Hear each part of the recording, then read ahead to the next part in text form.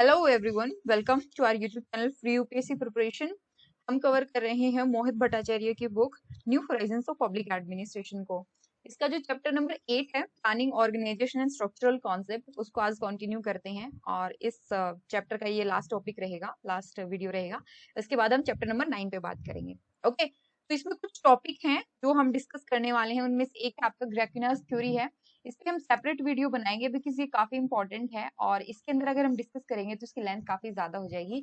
इसलिए will discuss this video और this topic in a separate video. 1 या 2 दिन में आप ये अपलोड हो जाएगा।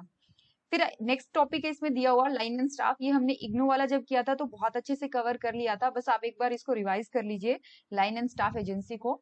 सारे जो डाउट्स है वो क्लियर हो जाएंगे। अगर फिर भी कोई डाउट रहता है तो कमेंट सेक्शन में आप हमें बता सकते हैं। बाकी कॉन्टेक्ट डिटेल भी आपके पास है। अब नेक्स्ट जो टॉपिक आता है इसी के अंदर वो है आपका सेंट्रलाइजेशन एंड डिसेंट्रलाइजेशन। हमें पता है ना कि सेंट्रलाइजेशन क्या होता है कि सारी की सारी पावर वो किसी एक जगह लोकेटेड है। अथॉरिटी और power to make decisions, authority and power to make decision वो किसी एक जगह लोकेटेड है, किसी एक पर्सन में या किसी एक पोजीशन में ही लोकेटेड है। तो हम क्या बोलेंगे कि सेंट्रलाइज्ड अथॉरिटी है। और अगर यही पावर अलग अलग लेवल में बटी हुई है, डिसेंट्रलाइज्ड है, एक जगह नहीं होकर के अलग अलग जगह पर ये डिस्ट्रीब्यूटेड है, तो हम क्या बोलेंगे कि अथॉरिटी आपकी डिसेंट्रलाइज है। अब जरूरत क्यों महसूस हुई डिसेंट्रलाइजेशन की? नॉर्मली अगर हम बोले तो डिसेंट्रलाइजेशन को अच्छा माना जाता है कि काफी अच्छी चीज है, डिसेंट्रलाइज होना चाहिए। और इसी के लिए हमारे यहाँ कॉन्स्टिट्यूशनल अमेंडमेंट हुई थी और जिसके बाद में 73rd and 74th constitutional amendment act और जो आपकी लोकल अथॉरिटीज थी उनको पावर दी गई। बट जरूरत क्यों महसूस होती है? सबसे पहली चीज है क्वांटिटी ऑफ वर्क। काम इतना ज्यादा बढ़ चुका है कि किसी एक ऑफिस में काम कर पाना बहुत ज्यादा मुश्किल है। अब मान लीजिए आप न्यू दिल्ली के अंदर आपके हेडक्वार्टर लोकेटेड आपका न्यू दिल्ली में है और आप काम कर रहे हो छत्तीसगढ़ के किसी ट्राइबल एरिया में। तो यहाँ पर अर्जेंसी है डिसीजन लेने की इस फील्ड यूनिट को, अभी इसको डिसीजन लेना पड़ेगा। लेकिन नॉर्मली क्या होता है कि अगर सिर्फ और सिर्फ हेडक्वार्टर वाले के पास सारी अथॉरिटी है, सेंट्रलाइज्ड सिस्टम है, तो ये पहले फाइल भेजेगा, फिर वहां से ऑर्डर आएगा, फिर इसको फॉलो करना पड़ेगा। On the other hand decentralise में क्या होता है कि काम बहुत ज्यादा बढ़ चुका है, इस ये हैंडल नहीं कर सकता, इसलिए इसने क्या किया, इस अथॉरिटी को पावर लेने, डिसीजन लेने की पावर इसको दे दी। तो पहला रीजन है डिसेंट्रलाइजेशन का, क्वांटिटी ऑफ वर्क, की काम बहुत ज्यादा बढ़ चुका है इसीलिए डिसेंट्रलाइजेशन की जरूरत पड़ी। फिर आता है ज्योग्राफिकल स्प्रेड। यही चीज है कि इंडिया जैसी कंट्री है, बहुत बड़ा ज्योग्राफिकल स्प्रेड है हमारे यहाँ, तो एक ही ऑर्गेनाइजेशन एक जगह पे लोकेट होकर के पूरे इंडिया को संभाले, it's not going to be possible. इसलिए ज्योग्राफिकल स्प्रेड जो है वो एक अनदर रीजन है फॉर डिसेंट्रलाइजेशन। नेक्स्ट आता है ऑर्गेनाइजेशनल ऑटोनॉमी। अब अगर आप याद करें एल्टन मायो का कॉन्सेप्ट जो था, उसमें पता चलता है कि सुपरविजन भी आपकी क्वालिटी को इन्फ्लुएंस करता है। क्वालिटी एंड काम की जो प्रोडक्टिविटी होती है उसको इन्फ्लुएंस करता है ना। अगर आप बहुत ज्यादा स्ट्रिक्ट सुपरविजन करते हो तो धीरे धीरे आपकी प्रोडक्टिविटी खराब होने लगती है। लेकिन वही हेल्दी सुपरविजन हो और उनको डिसीजन लेने में ऑटोनॉमी हो तो हम क्या बोलेंगे कि धीरे धीरे जो आपकी प्रोडक्टिविटी है वो इंक्रीज हो रही है। तो ये भी एक और रीजन है for the decentralisation. And next comes the participation in decision making. Generally जब हम बात करते हैं ना डिसेंट्रलाइजेशन की, तो यही एस्पेक्ट हमारे यहाँ सबसे पहले दिमाग में आता है। Most large organizations try to solve the problem of overgrowth and congestion of work at the headquarter level by the twin method of delegation and decentralization. काम बढ़ रहा है और हेडक्वार्टर में काम जो है वो बहुत ज्यादा बढ़ रहा है। इसके लिए क्या किया गया है, 2 तरीके निकाले गए हैं। The very first is delegation and the second is decentralisation.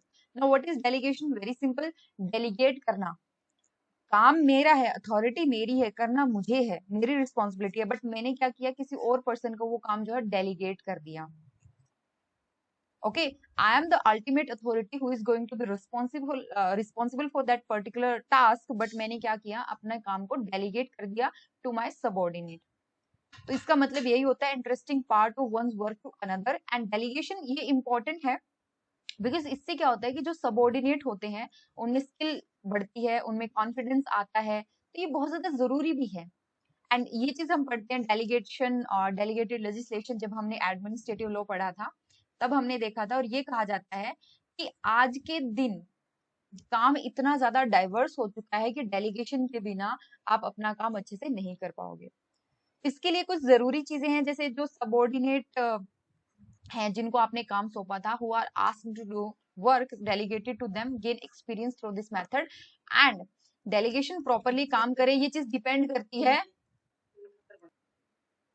जो डेलीगेशन है आपकी depends upon the interpersonal relations and mutual trust.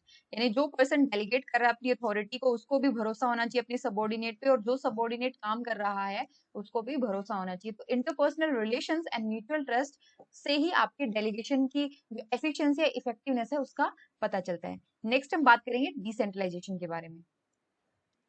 Decentralisation, Kessler कहते हैं कि the issue of decentralization is much more complex in concept and practice than is generally acknowledged।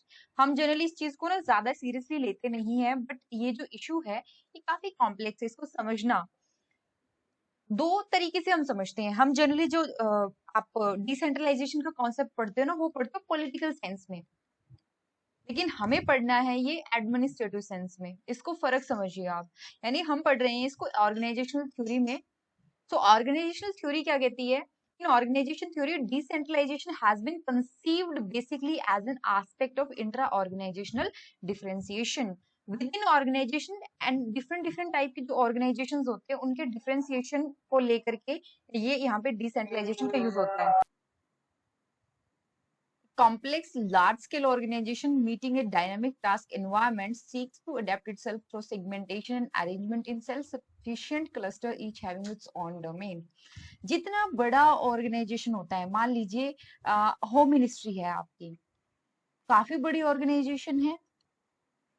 ये क्या करता है, जितना बड़ा ऑर्गेनाइजेशन होता है ये अपने आप को छोटे छोटे क्लस्टर्स में डिवाइड कर लेता है काम के हिसाब से। सेल्फ सफिशिएंट क्लस्टर्स होते हैं।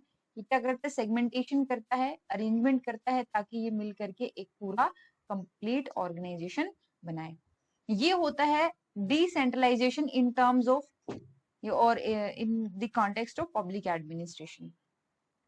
degree of decentralization is greater under the following condition। जैसे हम डिसेंट्रलाइजेशन की बात करते हैं तो कुछ कंडीशन में डिसेंट्रलाइजेशन बहुत बेहतर हो सकता है, और वो कुछ कंडीशंस क्या हैं? सबसे पहले हमने कहा कि अथॉरिटी होनी चाहिए टू द लोअर लेवल।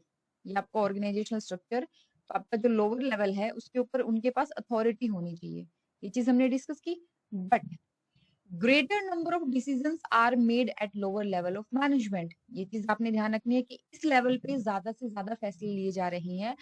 दूसरी बात ये कि जो फैसले लिए जा रहे हैं वो इम्पोर्टेंट है। ये फैसले नहीं कि पेन कहाँ से खरीदना है और पेंसिल कहाँ से लेनी है, नहीं, वहां पे जो फैसले लिए जा रहे हैं वो इम्पोर्टेंट है, वो आपकी पूरी ऑर्गेनाइजेशन की स्ट्रक्चर को इन्फ्लुएंस करते हैं।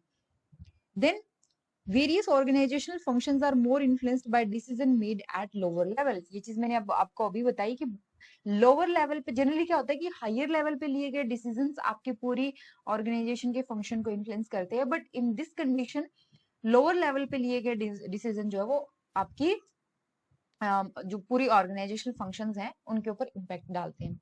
There is less monitoring of decision made by managerial personnel. यानी कि जो लोअर लेवल पे डिसीजंस हो रहे हैं वहां पर बहुत ज्यादा सुपरविजन नहीं हो रहा है। ओके, मॉनिटरिंग बहुत ज्यादा या बहुत स्ट्रिक्ट नहीं है, ये ध्यान रखना है। तो अगर हम इन चीजों को फॉलो करें तो क्या होगा, आपकी डिसेंट्रलाइजेशन और भी ज्यादा बेहतर होती जाएगी। Decentralization has more than functional importance. It may reflect commitment to some kind of ethical and political value as well। Functional importance क्या है? हमने decentralize किया to perform a function। ये इसकी functional importance है कि एक काम एक पर्टिकुलर बॉडी नहीं कर रही थी तो उसको डिसेंट्रलाइज कर दिया गया। लेकिन सिर्फ इतना ही नहीं है, इसके कुछ एथिकल और पॉलिटिकल वैल्यूज भी हैं। वो क्या है वो नेक्स्ट हम समझेंगे, एथिकल और पॉलिटिकल वैल्यूज।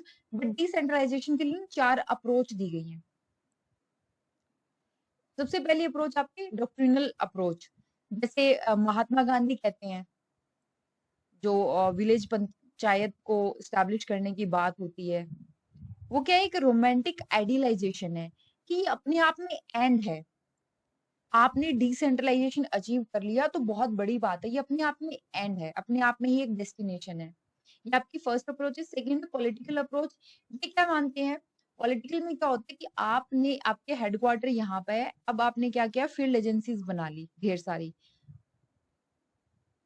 ये ना बेसिकली होता डिकंसंट्रेशन है। डिकंसंट्रेशन मतलब एक जगह से काम आपने क्या किया, वो क्लस्टर्ड हो रहा था सारा, अब आपने अलग अलग जगह उस काम को भेज दिया, बांट दिया। तो creation of field unit of government away from central headquarter exemplify deconstruction, sorry deconcentration. And third आती है आपकी एडमिनिस्ट्रेटिव अप्रोच। उसमें क्या होता है कि हम एडमिनिस्ट्रेशन में क्या होता है कि हमें एक ऑब्जेक्टिव को अचीव करना होता है, ठीक है। उस ऑब्जेक्टिव को अचीव करने के लिए हम एफर्ट करते हैं, कलेक्टिवली हम एफर्ट करते हैं। तो वो एफर्ट और उस ऑब्जेक्टिव को अचीव करने के लिए हमारी जो कोशिशें हैं वो और भी ज्यादा एफिशिएंट हो पाए, उस पे अगर हम फोकस कर रहे हैं तो हमारी है ये एडमिनिस्ट्रेटिव अप्रोच। फिर आता है ड्यूअल रोल अप्रोच।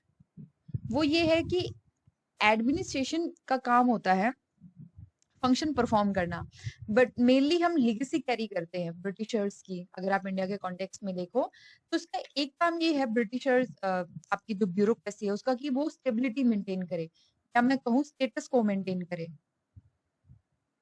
और दूसरा है वो चेंज लेके आए, बिकॉज 1947 में जब इंडिया इंडिपेंडेंट हुआ उसके बाद में ये फोकस किया गया कि स्टेट ही सोशियो इकोनॉमिक डेवलपमेंट लेकर के आएगा।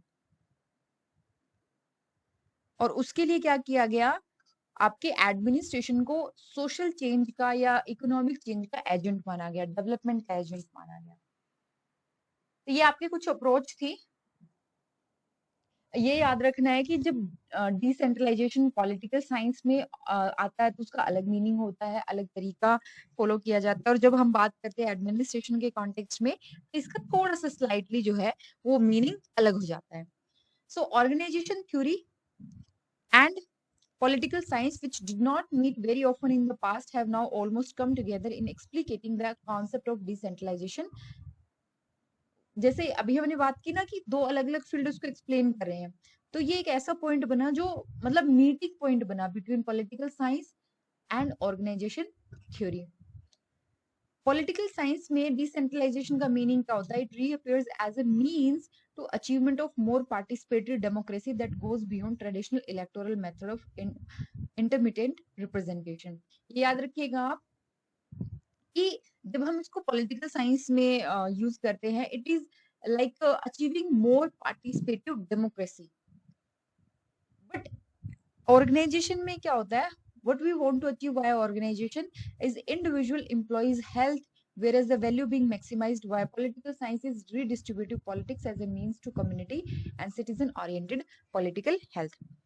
अब आप इसको ध्यान से समझिए। मान लीजिए कि पहले ना फैसले सेंट्रल गवर्नमेंट लेती थी या आपकी स्टेट गवर्नमेंट लेती थी, अब क्या किया गया, लोकल गवर्नमेंट को भी पावर दे दी गई,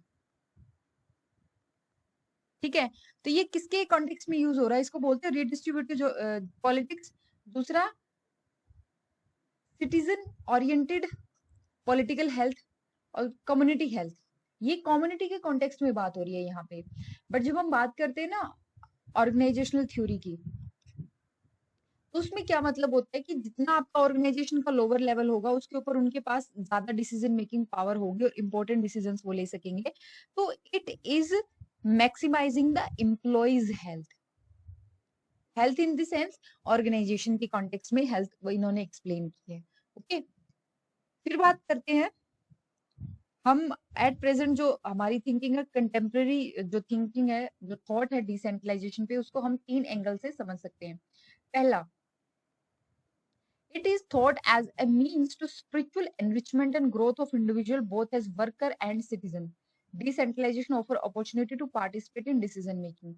अब ये यहाँ पे कोई बंदा था, ठीक है, अब वो क्या करेगा, वो एज अ सिटीजन भी ग्रो कर रहा है और एज एन वर्कर भी, एज ए वर्कर भी वो यहाँ पे ग्रो कर रहा है।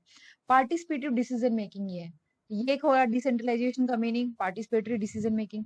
सेकेंड क्या होता है कि हमने ये क्यों किया, हमने लोअर लेवल पे पावर क्यों दी, ताकि यहाँ पे फैसले जल्दी हो, डिसीजन जल्दी लिया जाए और इससे प्रोडक्टिविटी बढ़े पूरे ऑर्गेनाइजेशन की।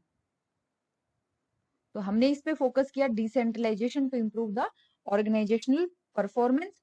एंड थर्ड आती है बात कि current thinking very importantly reflects a paradigmatic paradigm shift in public administration as a discipline. Decentralization participation debate introduces a new perspective in public administration and calls for its reconstruction. ये यहाँ पे खत्म होता है टॉपिक, ठीक है। ये वाला एक इसके अंदर एक इंपॉर्टेंट टॉपिक है which we are going to discuss is matrix organisation. Matrix organisation को समझने के लिए पहले एक छोटे से डायग्राम को समझ लेते हैं and after that it will be very beneficial for you. ये आपका कोई ऑर्गेनाइजेशन है, ठीक है। इसका जो हेड है ना, चीफ एग्जीक्यूटिव, और ये क्या करता है, ये मान लीजिए सिक्योरिटी को इंश्योर करता है। ये आपका जो पूरा ऑर्गेनाइजेशन है वो सिक्योरिटी के लिए है, ठीक है। तो इसने क्या किया, सिक्योरिटी इंश्योर करने के लिए अलग अलग टीम बना दी। एक को रखा कि उसको मेंटेन क्या करना, फोर्सेस मेंटेन करनी है। एक को कहा कि तुम्हें आईटी सेक्टर संभालना है। दूसरे को कहा कि तुम्हें एचआर को देखना है। तीसरे को कुछ नेक्स्ट को कुछ और एक्स्ट्रा काम दे दिया। इन्होंने क्या किया, पूरे ऑर्गेनाइजेशन को अलग अलग फंक्शन में डिवाइड कर दिया कि पर्टिकुलर पार्ट जो है वो एक पर्टिकुलर फंक्शन परफॉर्म कर रहा है, ठीक है। एक क्या कर रहा है, फोर्स रख रहा है, दूसरा आईटी को हैंडल कर रहा है, तीसरा एचआर देख रहा है, फोर्थ कोई और काम कर रहा है। तो इन्होंने पूरे ऑर्गेनाइजेशन को 4 फंक्शंस के हिसाब से डिवाइड कर दिया। इसको हम बोलेंगे फंक्शनल डिवीजन। अब मान लीजिए कि ये जो फोर्स वाला बंदा है, मान लीजिए यहाँ पर 2 तरीके की फोर्स रखी जाती हैं, कॉम्बैट फोर्स और नॉन कॉम्बैट फोर्स, ठीक है। कॉम्बैट फोर्स का जो हेड है वो मैंने बना दिया मैनेजर ए को, और इसका हेड मैंने बना दिया मान लीजिए मैनेजर बी को, ठीक है। और इस पूरे डिपार्टमेंट का जो हेड था वो था आपका मैनेजर, या बेटर वर्ड रहेगा हमारे लिए, इस पूरे जो फोर्स का था इसका हेड ऑफ द डिपार्टमेंट कौन था, मान लीजिए पर्सन ओ, ठीक है। ये 2 चीजें आपको समझ में आई कि हमने क्या किया। जैसे ये अलग अलग, ऐसा तो है नहीं कि एक ही पर्सन पूरे फोर्स को हैंडल करेगा, विद इन डिपार्टमेंट भी क्या किया उसने, अलग अलग टीम बना दी। समझ रहे हो आप इस चीज को, अलग अलग टीम बना दी अलग अलग फंक्शन परफॉर्म करने के लिए। अब ये मैनेजर ए जो है आपका, मैनेजर ए, ये डायरेक्टली किसके लिए रिस्पॉन्सिबल है, यहाँ पे मान लीजिए कोई वर्कर काम कर रहा है इस फोर्स में, कॉम्बैट वाली फोर्स में एक वर्कर है, वो डायरेक्टली रिस्पॉन्सिबल है मैनेजर के लिए, लेकिन वो इस एचओडी के लिए भी रिस्पॉन्सिबल है। उसका बॉस कोई एक पर्सन नहीं, बस उसके जो बॉस है वो कौन है, मोर देन 1 पर्सन। इस पूरे सिस्टम को हम क्या बोलते हैं, मैट्रिक्स ऑर्गेनाइजेशन। इसको दूसरे तरीके से मैं बता देती हूँ, अगर आपको अभी भी नहीं समझ में आया हुआ तो एक छोटा सा और एग्जांपल ले लेते हैं, जिसको मैं बहुत बार रिपीट कर चुकी हूँ अपनी वीडियो के अंदर, कि मान लीजिए एक ऑर्गेनाइजेशन है जो बैग बनाने का काम करता है, और इसका हेड कौन है, एक चीफ एग्जीक्यूटिव जो है वो उसका हेड है। और उसने क्या किया, इस पूरे डिपार्टमेंट को, इस पूरे ऑर्गेनाइजेशन को उसने 4 यूनिट में बांट दिया। एक को कहा कि रॉ मटेरियल इकट्ठा करना है, दूसरे को बनाया डिजाइन, तीसरे को रखा मैन्युफैक्चरिंग में या प्रोडक्शन में, ठीक है, तीसरे को रखा प्रोडक्शन में, और फोर्थ को रखा उन्होंने मार्केटिंग में। यानी पूरे ऑर्गेनाइजेशन को उन्होंने फंक्शन के बेसिस पे 4 हिस्सों में डिवाइड कर दिया। अब रॉ मटेरियल को कलेक्ट करने के लिए मान लीजिए उन्होंने 2 तरीके के बैग बनाने हैं। एक तो बनाने उन्होंने जूट के बैग, और दूसरे मान लीजिए उन्होंने बनाने कॉटन के बैग। कॉटन का जो रॉ मटेरियल लेके आएगा उसके लिए पूरी एक टीम होगी, है ना। रॉ मटेरियल को कलेक्ट करने के लिए पूरी एक टीम होगी। यहाँ पे मान लीजिए 5 बंदे हैं, और यहाँ पे भी क्या है, 5 बंदे काम कर रहे हैं। तो इस टीम का हेड बना दिया पर्सन एक्स को, और इसका हेड बना दिया जूट वाले मैटर के लिए पर्सन वाई को। यहाँ पे क्या थे, पर्सन एक्स के अंडर 4 बंदे और हैं, ठीक है। यहाँ पे 4 पर्सन और हैं। अब ये वाला पर्सन जो वैसे उसका काम है कॉटन से रिलेटेड रॉ मटेरियल को इकट्ठा करना, तो वो डायरेक्टली किसके लिए रिस्पॉन्सिबल, उसका हेड कौन होगा? ये मान लीजिए ये मैनेजर हुआ पर्सन एक्स। लेकिन साथ ही साथ इस जो डिपार्टमेंट था इसका भी कोई एचओडी था, तो वो उसके लिए भी रिस्पॉन्सिबल है। इसको बोलते हैं matrix organisation. Okay, I hope अब आपका काफी जो कॉन्सेप्ट है वो क्लियर हो गया होगा। So the term matrix has commonly been applied to structures that include a number of projects, program और task force. ऐसे स्ट्रक्चर जहां पे बहुत सारे प्रोजेक्ट चल रहे होते हैं एक साथ, बहुत सारे प्रोग्राम और टास्क फोर्स है, उनके लिए मैट्रिक्स ऑर्गेनाइजेशन टर्म यूज की जाती है। And this form of structure seems to permit greater focus of resources on producing specified target outcome. तो ये क्या करते हैं, इसमें कुछ प्रॉब्लम हो सकती है in integrating across projects and integrating the project with other ongoing project of organization. जैसे था ना कि जूट और कॉटन वाले में हो सकता है कि इंटीग्रेशन ना बने।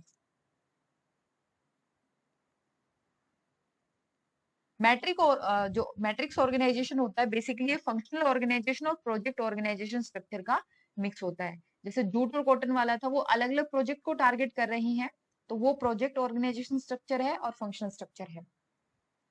फंक्शनल ऑर्गेनाइजेशन ने क्या किया, ऑर्गेनाइजेशन को फंक्शन के हिसाब से डिवाइड किया, और प्रोजेक्ट ऑर्गेनाइजेशन ने क्या किया, प्रोजेक्ट के हिसाब से डिवाइड किया, project A project B. So individual have more than one boss. और मैट्रिक्स ऑर्गेनाइजेशन जो है वो काफी फ्लूइड होती हैं, टेम्पररी होती हैं। Since the structure is created for a time bound specific purpose, it is expected to be worn after the completion of the project. अब मान लीजिए आपने सोच लिया कि मुझे कॉटन के बैग अब बनाने ही नहीं है, तो क्या आप उस टीम को रखोगे? बिल्कुल भी नहीं। आपको लगा कि नहीं इस बार है ना रेयन मटेरियल का यूज करते हैं या पॉलिस्टर वगैरह किसी और सेकंड मटेरियल का यूज करके देखते हैं, तो आप उस टीम को वहां पे खत्म कर दोगे, बिकॉज वो पर्टिकुलर प्रोजेक्ट के लिए बनी थी। फिर नई जो है वो टीम बनाई जाएगी। फिर आता है आपका प्राइमरी मोटिव इस मैट्रिक्स ऑर्गेनाइजेशन का, वो क्या होता है? To rationalise the arrangement of work और प्रोड्यूस द डिजायर्ड आउटपुट। एक पर्टिकुलर आउटपुट जो आप डिजायर करते हो, जो आप चाहते हो, उसको प्रोड्यूस करने के लिए आपने क्या किया, रैशनलाइज्ड वे में अरेंजमेंट किया है चीजों का। Then comes the structure has been looked at as behavior producing. So structural changes have often been introduced to produce a kind of behavior among the organizational member that is conducive to work performance. ये माना जाता है कि जैसे structure होगी वो लोगों का बिहेवियर वैसा ही होगा, इसीलिए कई बार लोगों के बिहेवियर के लिए स्ट्रक्चर्स में भी चेंज किया गया है ताकि लोग ज्यादा काम करें, वर्क परफॉर्मेंस पे ज्यादा उनका फोकस हो। इसी के साथ आपका जो 8th चैप्टर है उसको कंप्लीट करते हैं। एक दो टॉपिक है उसकी सेपरेट वीडियो आपको मिल जाएगी। एंड कोई भी डाउट होता है तो आप कांटेक्ट कर सकते हैं और कमेंट सेक्शन